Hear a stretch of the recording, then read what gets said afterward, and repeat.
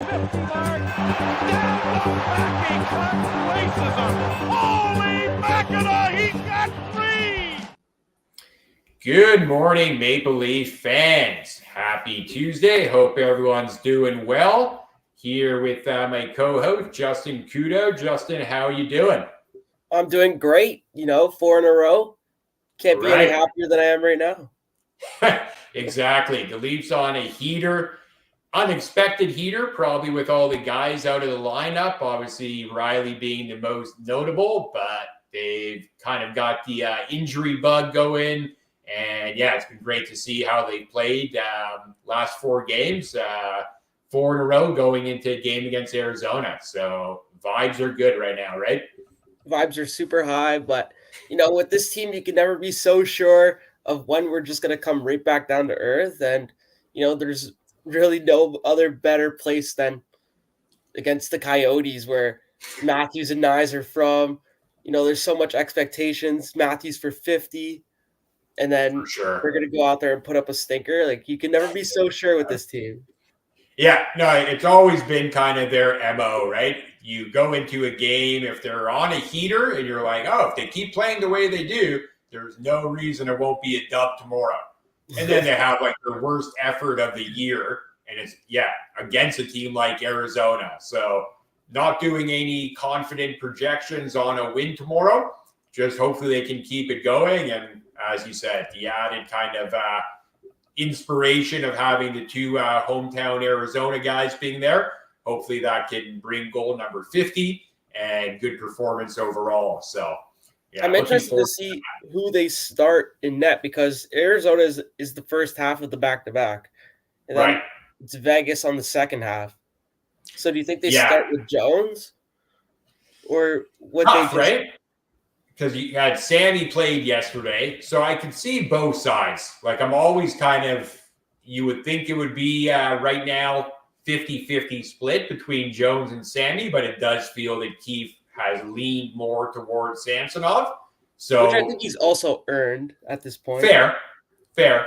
So I don't know, like him earning that a little bit more of the net, does that mean Keefe would want him against a better team in Vegas? I don't know. Or does Keefe think, well, hey, play Sammy tomorrow, and if he plays really well, I'll go back-to-back with Sammy. I hope he doesn't do that. I wouldn't be surprised. That's not really Keefe's MO. I don't think he's done that at all during his tenure, where he's gone the same goal. Well, he did the Jones back-to-back because they didn't want to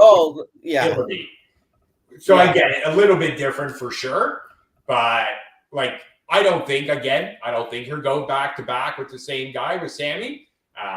But, yeah, I could see it being Jones tomorrow and, go with Sammy if you're more confident with him against Vegas. And I do think that, you kind of mentioned it. It's a big shot of confidence for Sammy to know, like, what they think of him, saying we're going to put you in against what we believe is the better team, and just show that confidence in the goalie. And because we know how up and down he's been this year. So right now he's riding a high. Just keep pushing that. For sure. Actually, on that note, staying on the Sammy topic, how confident are you if he's your game 1 playoff starter? Like, if you have to grade it on a confidence range up to 10, where are you at? Probably like a 6. Yeah, I'd probably be around the same. Because I saw how he played last year against Tampa, and he had his moments. I remember that game 6, he carried the team. We won. That was his one really good game. He played a couple really good ones, and he had moments of spectacular play. Yeah. And then there's, for every one great game, there's a bad game too. Like, the game 1 wasn't good. And then you saw Joseph Woll in round 2, and he had amazing stats, and the team just couldn't score. Yeah, for sure. I think what it would come down to is who's the better goalie down the stretch. Yeah. And at this point, you can't even count out Martin Jones, right? No, and I think we talked about it on the last show, where you don't need to get rid of any of them. You don't need to trade them unless you're getting a great offer on one of them from a team who really needs goaltending help. But Jones and Wall, very minimal cap hits, so it's not really hurting you to keep all 3. obviously you'd like to have one guy establish themselves as the top option. And if I had to put a bet on it, I would think it will be Wall, but we don't know how he's going to recover from his injury. Doesn't sound like he'll get into any games on the road trip, so he might still be 2 weeks away from seeing him back. So it's tough to have confidence in what he can bring. But yeah, I'm kind of the same as you are. Samsonov, he's been playing very well, so I give him his flowers right now. But I still, most games, I don't see that like, yeah, if we're going up against the Bruins or Florida in round one, yeah, I don't feel like we would have the best goaltending in those games, you know? And I think we've seen as Leaf fans too many times where we have the second best goaltending in a playoff series. And not to say that's been the reason we've lost these series, but whether it was against the Canadians, Jack Campbell, Carey Price, Campbell was good, or Price was amazing. You know, when we lost to Tampa, Campbell was good. I'd say Vasilevsky was amazing. And that always just seems to be where, you know, the edge or one of the edges has gone when we've lost some of these playoff series. So I would still feel the same way. If it's the Bruins, we would definitely not have the goaltending edge in my mind. Yeah, like I saw what the Bruins did last year in the playoffs, and so I have a little bit more confidence that maybe that team actually isn't built for playoffs like everybody assumes. Frauds, eh? You calling fraud? Like, I don't know. They're a worse team than they were last year. Agreed. The Allmark isn't the same Vezina goalie he was last year. He's taken a small step back. Still really good. Still would be better than any of our goalies, yes, but he's not that same quality. And they lost their top two centermen, right? For sure. And it doesn't feel like the same team. But then again, it's the Bruins, and they have great culture established there, good defense. You know they're going to add something at the deadline. For sure they will. Yeah, so, I think they'll be a big player. Obviously wouldn't take them lightly and probably would expect the Leafs to lose to them in the first round. Just based off history, but you know, I don't see them being true Stanley Cup contenders. No, I mean, it depends on what your tiers are like, but as far as in terms of the conference, yeah, for me, Florida is number one in terms of, I think, who has the best team, most potential to go far. But I also don't have them, you know, in a league on their own, that they're so far above everyone. But I do think they're the most complete team right now. And then, I feel like Bruins, Carolina, Toronto, the Rangers, if New Jersey gets a goalie, those are the teams that I think all have a shot. And that's where, and we're talking about it more later in the show, but that's where I just don't like the idea of the Leafs not making a big push to acquire a player or two who could really be impactful, because I think there's still that room for a team to put themselves into that top tier of cup contenders with the right move. Yeah, definitely. And what I don't want is for Tree Living to wait, and then it comes deadline day, and you've already seen the Bruins and Panthers make acquisitions, making their team better, and then we make a panic trade where maybe we do send a first round pick for Tanev when that's clearly an overpay. For sure. It'd be a rash. That's why doing the trades before the deadline almost gives you, it's an advantage and a disadvantage, because for one, you're setting the market, but on the positive side, like, you're getting more time to build your team and get those guys gelling together, which I think another problem was for the Leafs last year was we made like 6 new guys come in, and there was a lot of roster turnover, and I don't think we had enough time to really gel. Yeah, no, I'd agree with that. I think in an ideal world, you want those trades to come earlier. But if the only D-men that are being made available at even a reasonable price are Tanev and Hanifin right now, you're either going to be paying through the nose to get those guys, because the Flames are probably talking to however many teams who are looking for a D-man.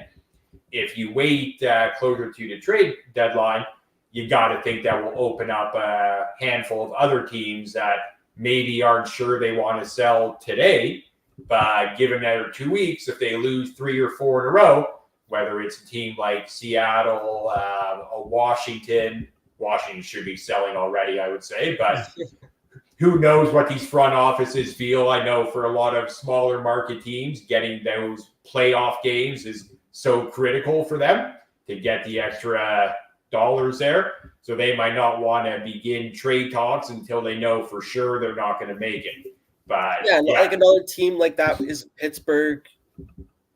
Pittsburgh is Kyle. Kyle. We have good rapport with Kyle. I don't know. Maybe he'll want to swing us a bone. But I don't think Kyle Dubas wants to help Shanahan and the Leafs right now.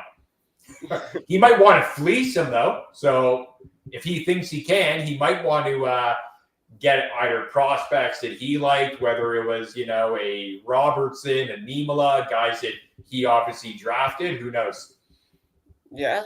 I mean, I don't know how much assets Pittsburgh really has that would be enticing for the Leafs, but that's just another team that's on the bubble. And if they fall out of that bubble, then they would probably look to make some moves as well. Same with the Islanders. Islanders too. Yeah, they looked good as soon as Waugh became coach. But now, I mean, they've been playing kind of 500 hockey with them, and they've got some ground to make up. Did you catch the Stadium Series game on Sunday? Absolute collapse. Blew 5-3 lead like last 2 minutes and lost in overtime. Awful. Yeah. I would have loved to be a fly on the wall in that room. I'm sure. Oh, Waugh was mental to them. Mental, yeah. Yeah. Amateur hour there. All right. So why don't we get into our first topic? We kind of touch upon it. Obviously, the impressive 4-game heater they're on now without Rielly. I don't even know what's going on with his appeal. Apparently, the appeal was heard on Friday. They expect an announcement to happen last night. I still haven't seen anything. I don't know if you have, but at this point, you're going to save 1 game if he maybe is able to play in Arizona tomorrow. But it's just crazy how they've dragged it out.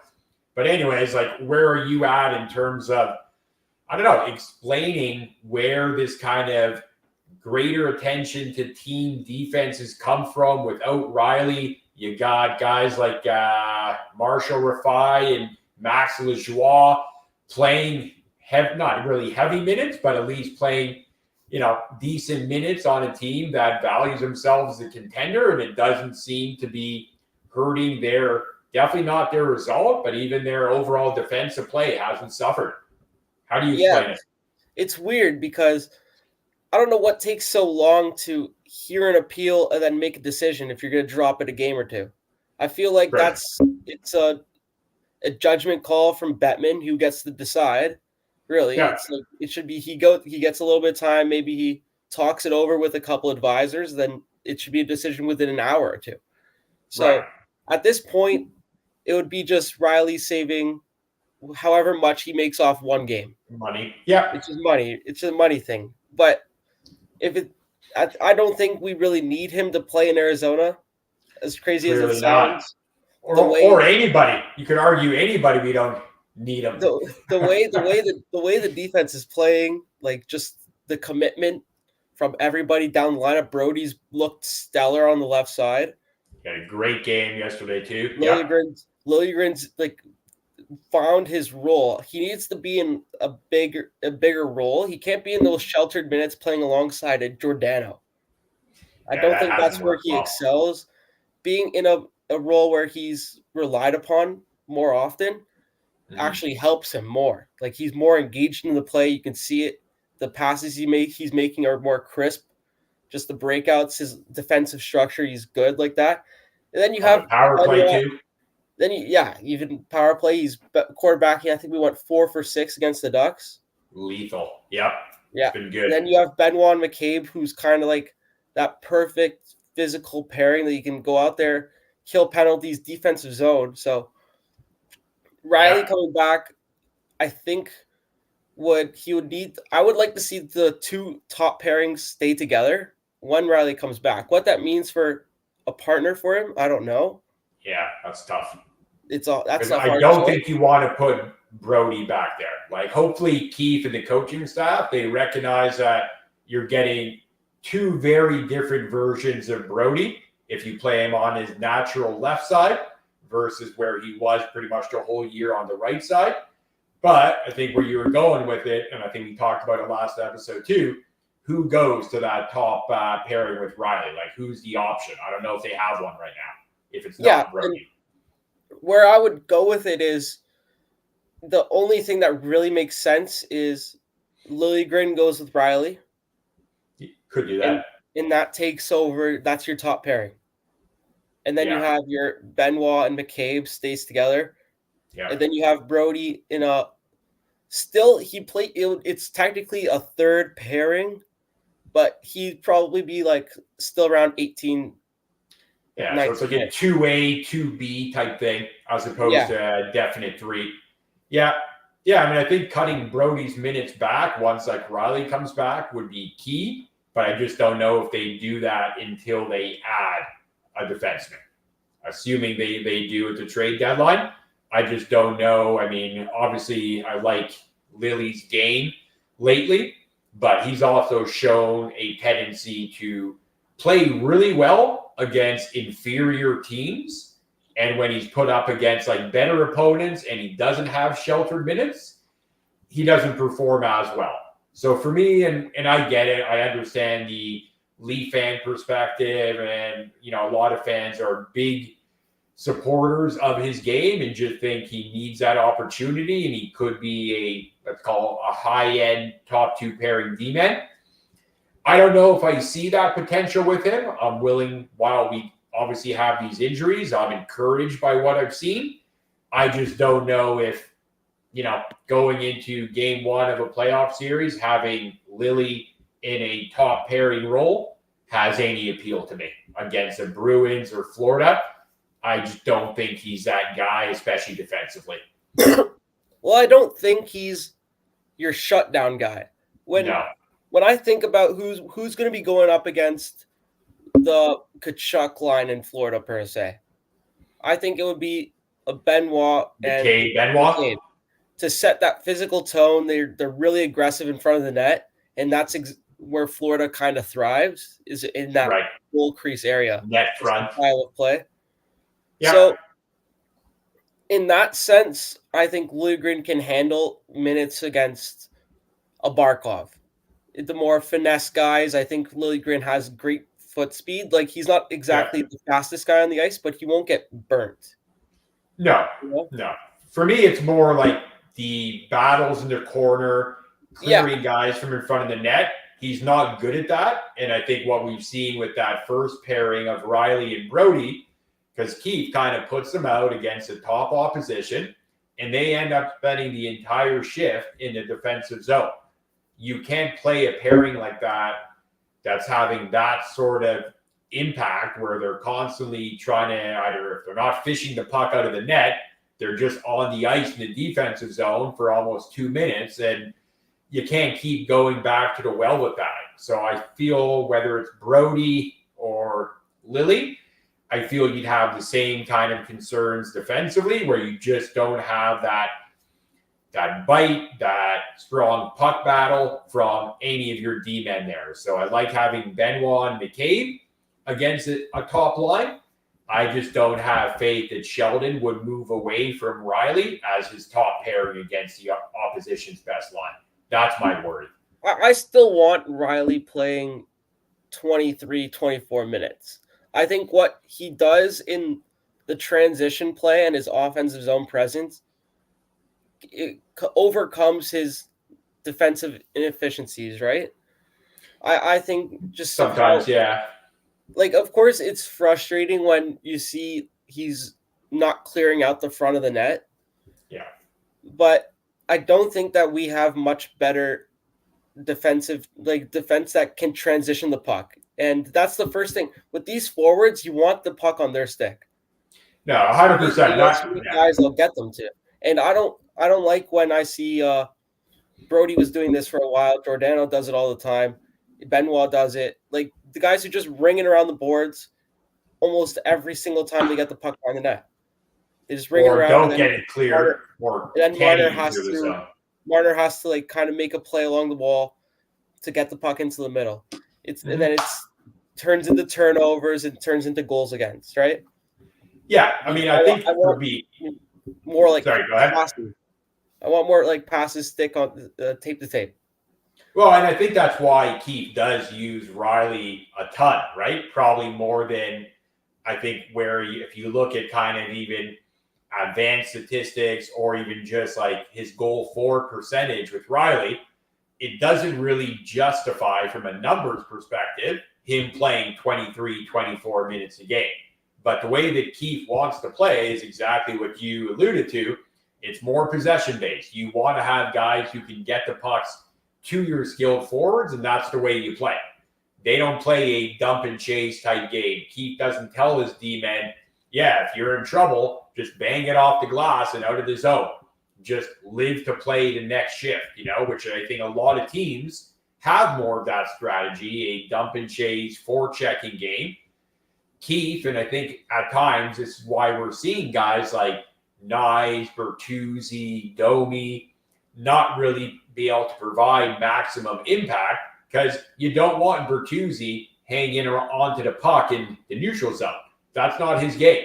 You need someone to either dump the puck on his side where he can go in and forecheck. Domi the same thing. So I think, Rielly gets his minutes because he fits the style that Keith wants to play, which at times works out well for sure. But I think we've seen a lot this year where it's like, Rielly's kind of been a liability defensively, and it's hard to justify getting the 23, 24 minutes a night if he's spending 52% of the time in the defensive zone. Yeah, I agree. It's going to be interesting to see what Keith decides to do, and even more so what Tree Living decides is the most important. Is it that, or is it more depth scoring, which I think we can move into next, which is a lot of these guys have struggled mightily in the bottom six, especially all season long. And now over the last 4 games, maybe some more scoring from them. McMahon's obviously had his big outburst, and that's been talked about a lot. Nye scored yesterday afternoon, I guess it was. Yeah. Robertson scored Saturday. Britt scored Saturday. Yeah. Like, nice just see these guys start to contribute. Does that change Tree Living away from maybe looking for a middle six and just say, all right, let's do heavy investments in our decor? Yeah, I think that's kind of the thing that is on my mind too. Like, is he encouraged enough by what he's seen through these last 4 games or whatever to say, talking about Tree Living, obviously, is he like, we don't need a guy like a Boone Jenner and Adam Henrique. I would still like to see whether it's a top 6, a top 9 guy added, because I think there's still, once you get past those top 2 scoring lines, do you have faith in guys like Kampf and Yarncroke and Noah Gregor, Ryan Reeves? Are you going to get enough from those guys, the collective bottom 6, to say, we feel we can win the ice when those guys are on? I don't have much confidence in that, but I do agree that it's probably not as high of a priority to address your forward group. I think out of those 4th line guys that you just mentioned, I think the only one for sure that's going to be in game 1 lineup is going to be Ryan Reeves. I can't even guarantee that Kampf will be in our game 1 lineup, just because we've already seen him get scratched before. He has a contract that we would like to move off of, obviously, I think, maybe.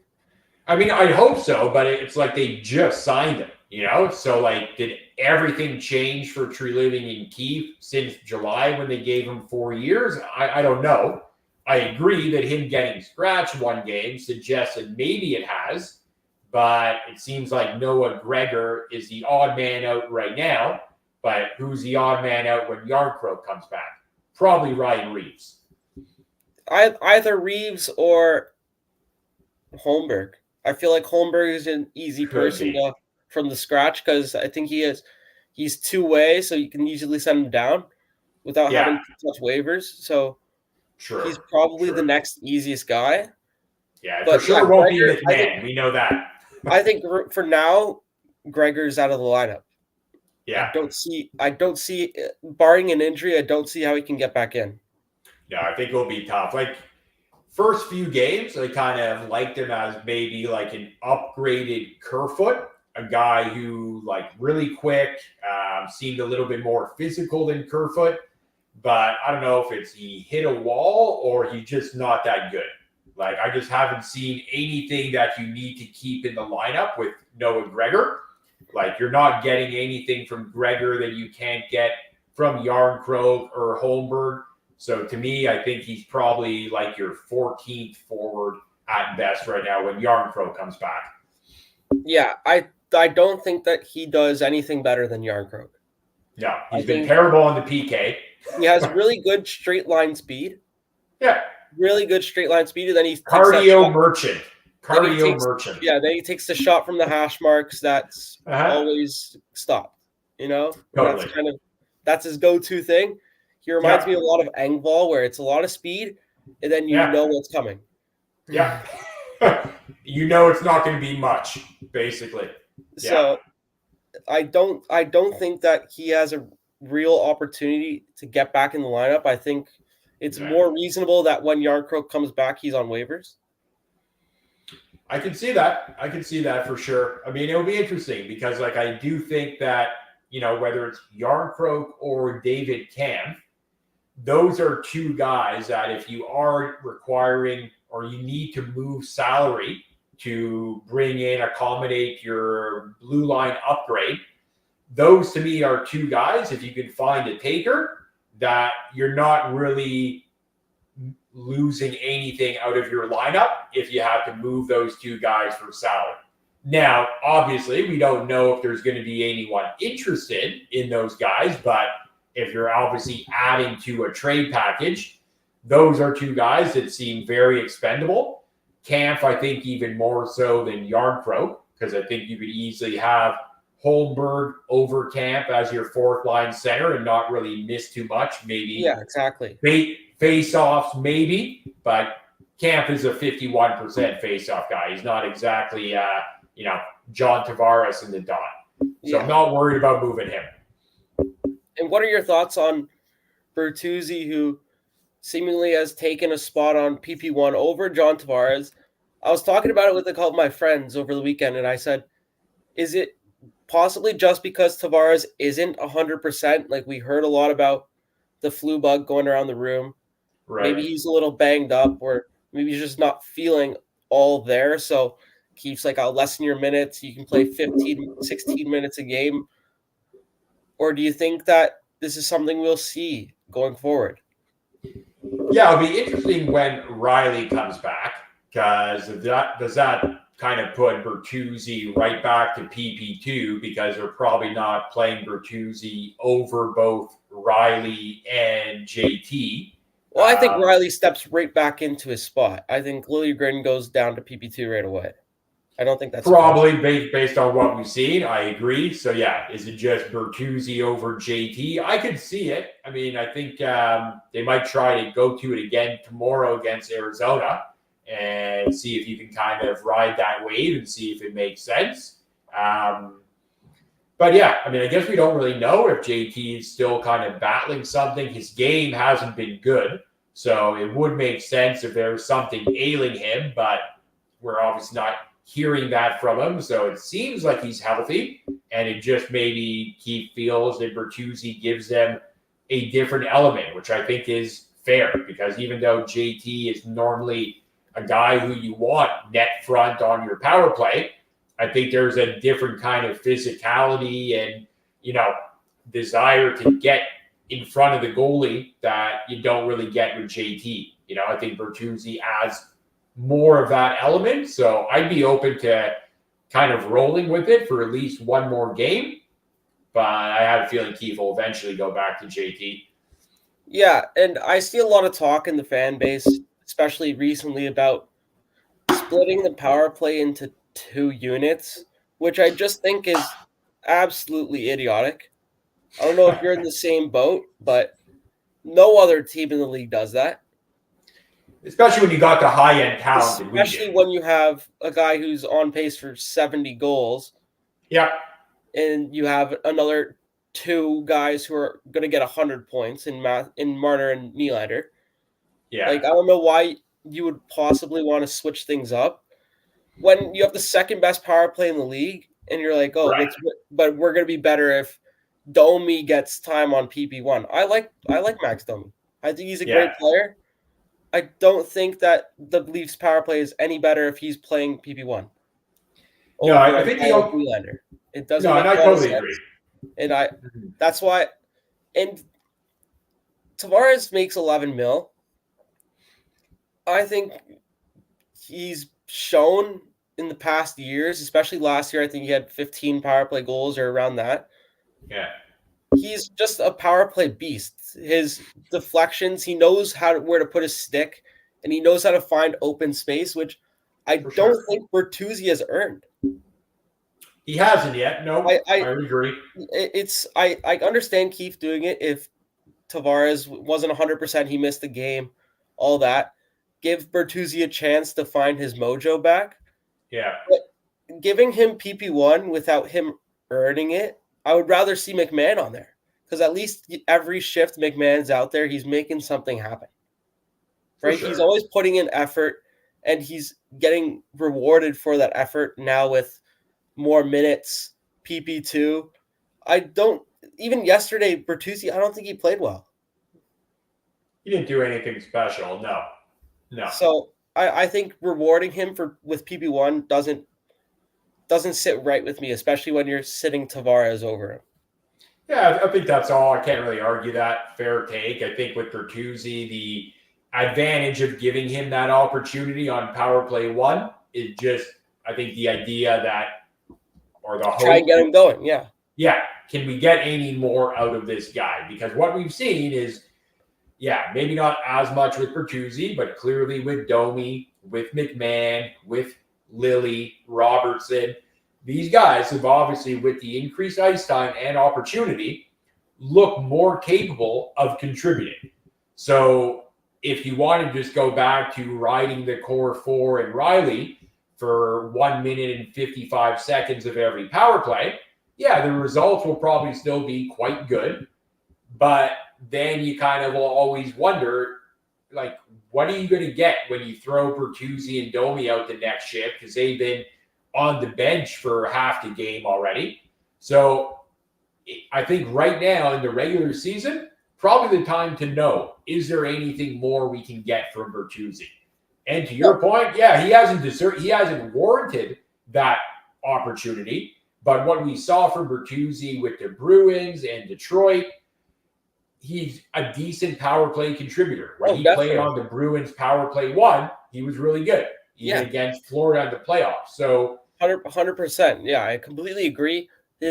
What we know from his past being on PP1 in Detroit and PP1 in Boston is that he is capable of playing in that net front position. Yeah. But the problem is when you have so many guys that are used to being PP1, there's only 5 guys that can go out there at a time. No, exactly. Like Domi's played PP1 in a lot of places as well. Yeah. And that's where he thrived in Chicago, having the puck on his stick all the time. But it's kind of these guys need to adapt to their new role. And it's been 50 games at this point. If you haven't adapted to not having the puck on your stick every shift, then it's just not going to happen. No, we talked about it last pod where we were talking about ice time distribution, and I completely agree that they need to play more 5-on-5. Right. I don't know how much special teams they will get based off of how great the power play has been. Yeah. But just playing more 5-on-5 and with better teammates. Now Domi's playing with Nylander, right? And that you see the development of Domi's game in the past week. Because now he has a scorer on his line, which is what he's needed all along. Yeah, he's a pass first guy. He needs somebody who can finish. Yeah, just that that kind of 5-on-5 play will eventually lead into more results. Yeah, like I agree with all that. And I think for me, it's more just the confusion over when you brought Bertuzzi and Domi, you signed them in the offseason. What were the conversations like with Sheldon Keefe? Like if you were bringing Bertuzzi in here, I assume there was a belief that for sure, probably at the beginning, yeah, he's going to be our first line left winger. He's going to replace Michael Bunting and play with Marner Matthews. That didn't work out. That's all on Bertuzzi. I don't blame anyone else. But how could you have not recognized that one of the things Bertuzzi can offer is a net front presence on a power play? So why were you signing him if you were never planning to use him there? And I'm not even like saying I think he should be, because as I said, I agree. It's kind of a numbers game. You're only going to have 4 forwards on your power play one, and you could probably make the case he's not even one of our top 5 or 6 forwards right now. So he's definitely way back at the end of the line in terms of getting those minutes if you're going based on merit. But it just kind of makes it seem like a little bit of a ill-advised signing if he was never going to play power play one, right? I completely agree. I feel like it was just a guy Tree Living really wanted to have because it suits his idea of what the team should look like. Probably. You also saw it in the Domi signing, which also isn't really what the Leafs needed, right? No, it feels like Domi's a top 6 center. Yeah. But we've thrown him into a third line role and expected him to succeed, and that's why he struggled. And I think it's been because of that. I think Domi has a lot of heart, and I think he tries really hard. Yeah. So I don't think it's a lack of effort that he's struggling. Where I don't think it's a lack of effort for anybody. I think Bertuzzi's out there grinding every shift as well, but he's just not that good. He's stuck right now. Totally.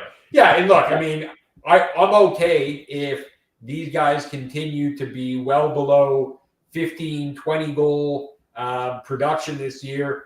If in the playoffs, if you know Bertuzzi and Domi are going to just be like, chicken with its head cut off type of mentality every time they get on the ice, I'm okay with the fact that they haven't really contributed much right now, because clearly the team doesn't need them to do much more. It's not really hurting us. We're finding guys, especially our top guys, they're putting the puck in the net.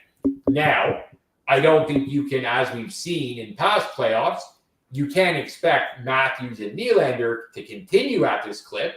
So you will need Bertuzzi, Domi, Nyes, Robertson, McMahon to fill the net, or we're probably going to get bounced in the first round. So we know that has to be the expectation, and I feel that they will be able to deliver at least better than guys we've had in the past. Like, I have more confidence in those guys contributing than I've had the Kerfoots, the Engvalls, the Acharis, the Zach Aston Reese, some of the guys that have filled our bottom 6 in the past. It's like I think 2 years ago against Tampa, you knew no matter how much ice time you gave to Engvall or Kerfoot, they were never going to find the back of the net. Never. And you can't have that anymore if you're going to have a deep playoff run. You need to have pretty much everyone through your 4 lines be somewhat of a threat. It can't just be like, okay, the Camp line, the Yarncroke line is out. All we're hoping to do here is not concede a goal. That can't work anymore. Oh, yeah, 100%. Yeah. So do you want to move into Matthews making a case for the Hart Trophy?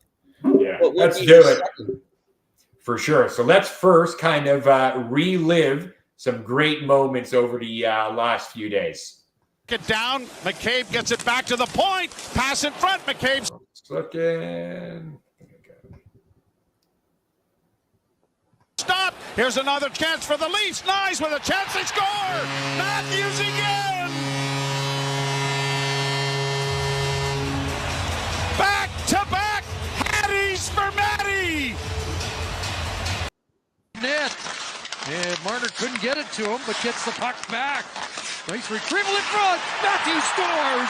It's 49, and the Leafs have the lead. All right, so got the first clip obviously a little bit late, but I think just to remind us the absolute heater that Poppy is on right now. It's been just incredible to watch. Just seeing how like it looks like it's coming easy for him. His stick is always in the right place, to use the old cliche. And yeah, I think right now it's just all about what is his ceiling. You know, like you asked me 2 weeks ago, I would have said, yeah, 60 he'll get, but I don't think much more.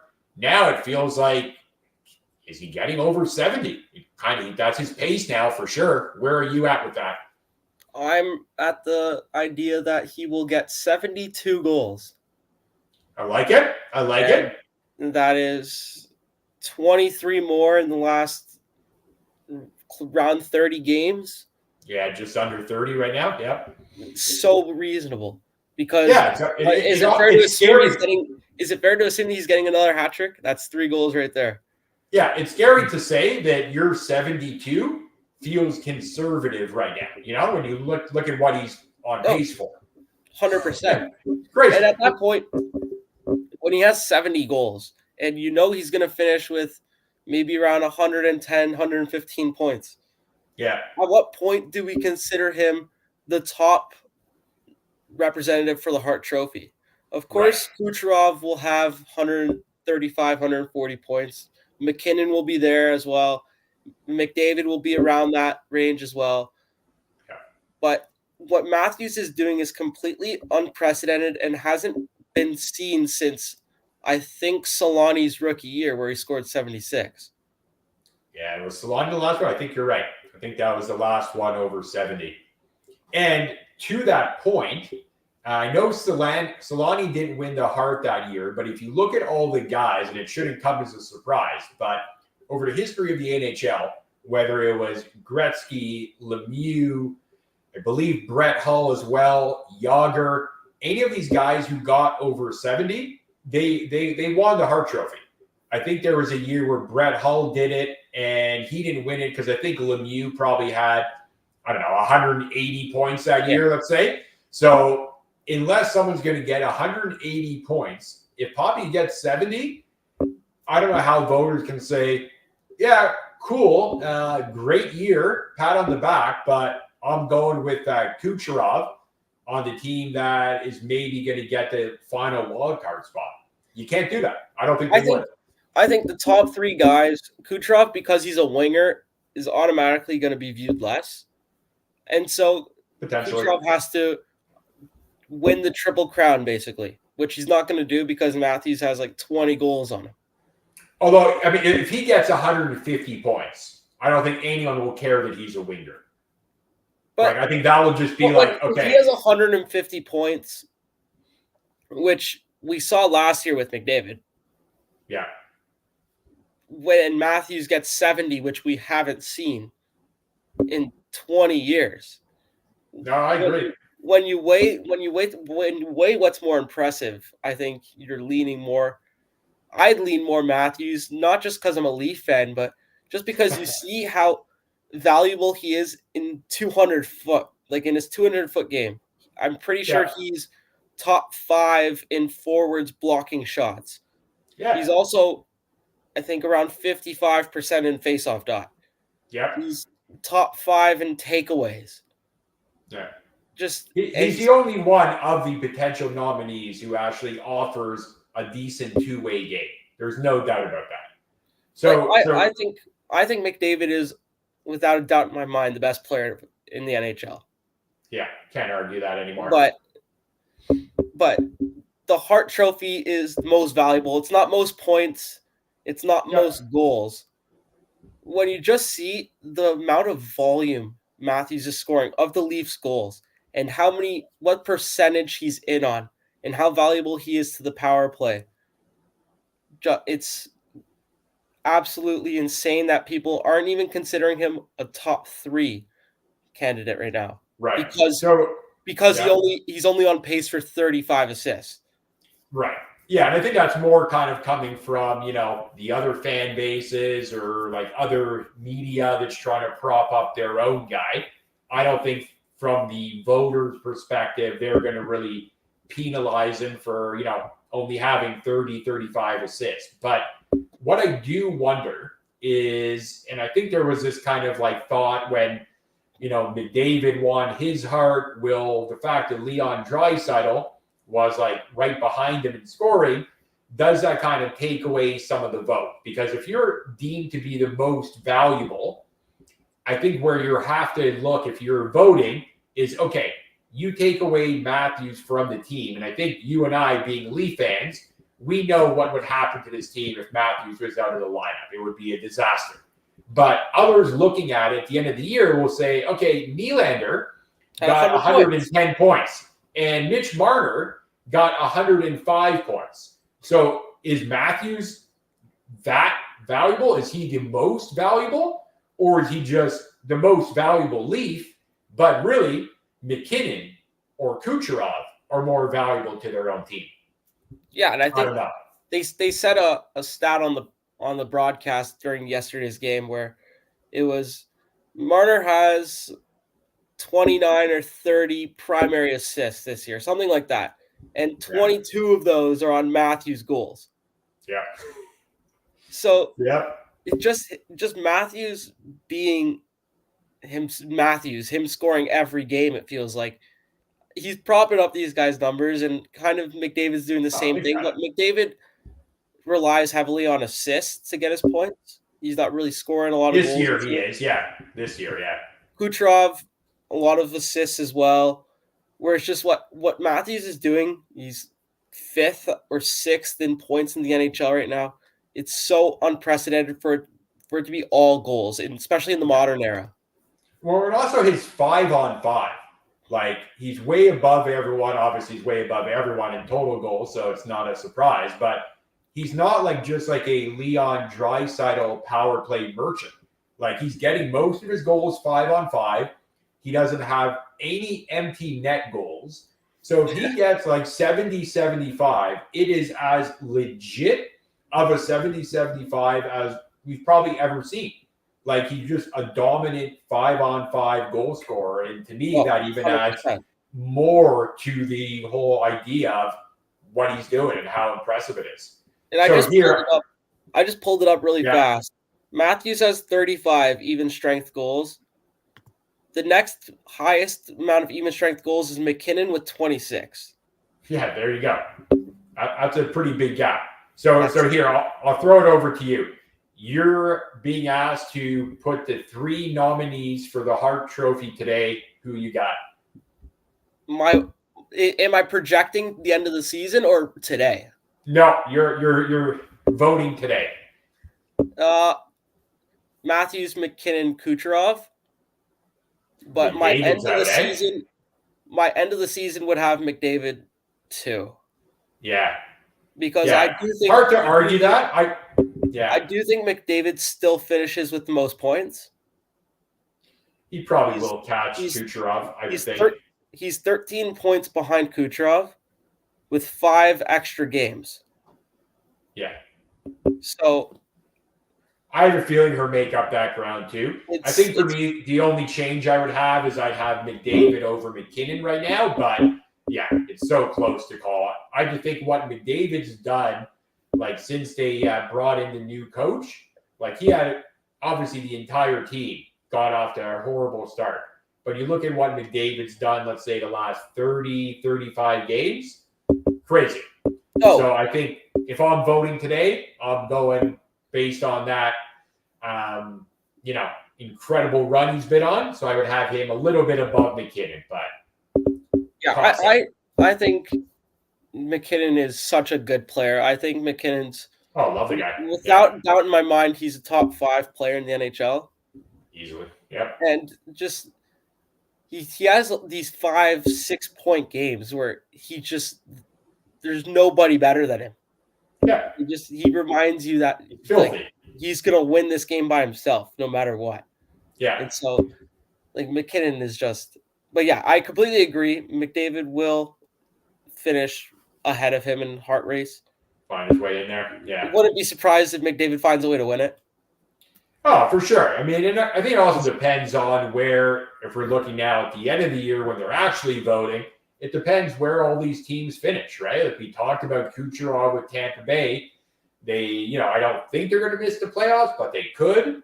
And then Edmonton, Toronto, Colorado, where are those teams going to finish? Like if Colorado wins the West, does that help McKinnon's cause? If Edmonton wins the West, does that help his cause, I think McKinnon has a better chance of winning the West than McDavid does. Just for sure he does right now.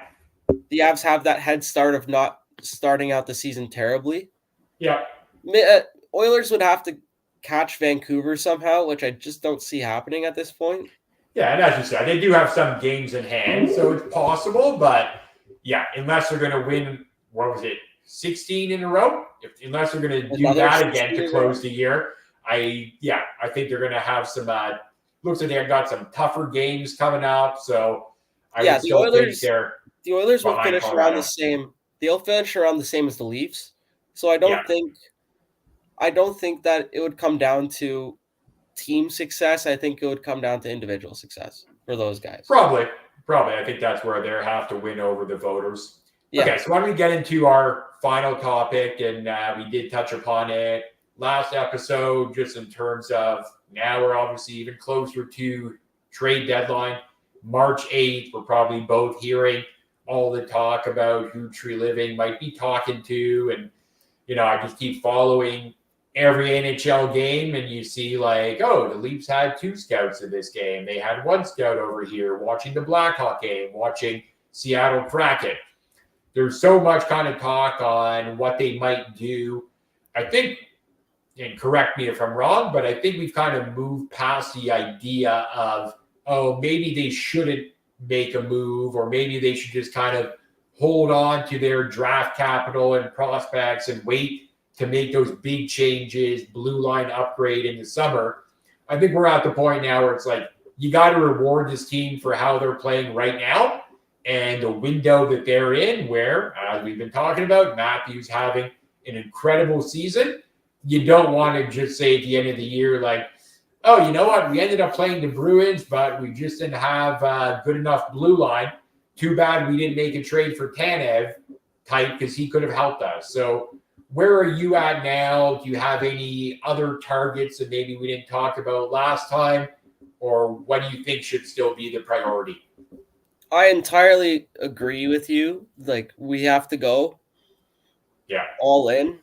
And if we're not shoving all our chips into the table, then we're shoving a vast majority of them. For sure. Right. This year's draft is kind of being regarded as a weak one. As soon as you get past the 20. The 20. Yep. Which is where the pick will be. So for sure. I'm a little more open to moving that first round pick than a lot of other people seem to be. Yeah. As well as a lot of these prospects, they're movable. Of course, you would like to keep a Cowan or a Minton just because it's fun to have that kind of prospect that you can look forward to seeing in the lineup next year. And especially if Leaf fans love their prospects. They're always going to be amazing. Oh, yeah. If the Leafs believe that these guys can come in and be cheap contracts that play next year, which I think Minton could be. And Cowan maybe, yeah. I think at that point, if you really believe they're part of your future, then you can't move them. But the first round pick and all these B, C level prospects, do it. You have the Leafs don't have any seconds, but they do have some thirds. Yep. So maybe to get a Tanev, it's a couple of thirds and a B prospect. Could be. I hope that would be the price, but we keep hearing talk that there's so many teams in on a guy like Tanev, Hanifin as well. So I just worry the price might be a little bit more. But even if we do project that Minton and Cowan could be in the lineup, Niemela, I don't think he's really a guy who would make the team next year, but he'll get a long look. He's had a good year with the Marlies. But I don't know if any of these guys in the next 1 to 2 years are really going to move the needle. Like if you have Minton here next year, he's probably your third line center. And maybe he's a good contributor, maybe not. But I don't think you're holding on Minton if there's a Hannafin available to you, if there's a Boone Jenner available to you. If those type of guys are available and GM on the other line says, yeah, give me Minton and a third, give me Minton and a first, I don't think you hold. I've seen too many, whether it's first round picks, other prospects, whether Leaf fans are talking up, the Nick Robertsons, Sandins, Rielly now, like all of these guys, like I would gladly part with for the right piece. And it's not to say, I don't think either of us are saying it, just give them away. But yeah, if you're bringing in the right guy who's going to come into your top 4 in your blue line, your top 9 and be a high impact top 9 forward, I don't see the logic in holding. Yeah, and I've heard from those insider sources that the market on Tanev is actually a lot smaller because of how high the asking price has been from Calgary. And I've also heard that the Leafs currently have what would be the best bid, and it doesn't include their first rounder. Yeah, I've heard they're not putting their first rounder for Tanev, but yeah, I guess it depends on who you're reading, because every Flames media reporter makes it seem like there's 10 teams in on Tanev. So you have to kind of probably meet in the middle in terms of knowing what's the BS and where the reality is. But yeah, for me, it feels like the Leafs really want Tanev. I think they've been in on him the entire time. Obviously, the Tree Living familiarity makes sense there. But it also seems like they're open to, not handing over that much to get Tanev, because there are a lot of other options out there. They've been talking to Philly and Sean Walker. Sean Walker, to me, depending on what you'd have to pay to re-sign him, feels like a similar. I know they have different kind of areas that they can impact the game, but Tanev Walker, to me, feels more like a coin toss. So if Sean Walker was coming at a cheaper price, I'd be open to exploring that too. Or instead. Yeah. And I just really want them to be careful that you don't get into a situation where you're bidding against yourself. Right. Where it's like, okay, we really want this guy, so we'll just give you more now and more and more. Right, and that's where I like True Living's approach. Everyone's saying, well, why hasn't he done anything yet? How has he not made a trade yet? Well, because perhaps that trade available right now is Tanev for your first, or nothing, or you're not getting him. And I'm glad he's not doing that. Hopefully every Leaf fan would be. But it's like you can't have that urgency of making a trade if it's going to be a bad trade. Yeah, and that come deadline day, if they still have Tanev, are they really just going to hold him and let him walk for nothing? No, he's gone. He's gone for sure. At that point, they'll be like, all right, Tree Living, are you still willing to do 2/3 and Abruzzese for him? And you say, yeah. Yeah. No, and I think there's, I know a lot of the names out there. You hear a lot of Leaf fans say, yeah, that doesn't appeal. I'm not a big Tanev guy, or Colton Parayko, don't want him because of the contract. There's a lot of guys out there, but in terms of who the Leafs are going to go after, it sounds like they do want that guy return, or at least they know if they're going to trade for him, like a Tanev or a Hannafin, that they would be able to re-sign them. But, I think they've got to really decide what their priorities are and what they can potentially trade away to free up that cap room. Because like a lot of the contenders now, whether it's the Bruins, Tampa, Florida, no team has cap room. So the Leafs are going to have to figure out, okay, if we're adding 2D, who's moving out of our lineup to accommodate that? Is it Brody? Is it Rielly? Because you can't just bring in 2 D men and fit it under the cap. So I'm curious to see how they work that side of it because they're going to have to move some salary to bring in even one guy right now. Yeah, it's gonna be a lot of cap maneuvering for sure. Yeah, and finding teams who will broker the deal, retaining some of the salary. That's kind of same boat that every team's in. So it's going to be a fun 2 weeks to see where they go from here and what they decide to add. Definitely. All right, man. I think we're kind of just at the bottom of the hour, but this was an awesome chat. I think we hit on some good topics. Yeah. And we're on to Arizona tomorrow. So hopefully after the Arizona game, we'll do it again on Thursday maybe and have more to digest. Yeah, for sure. All right, man. You have yourself a good one, and we'll talk soon. You too. See ya. Yeah.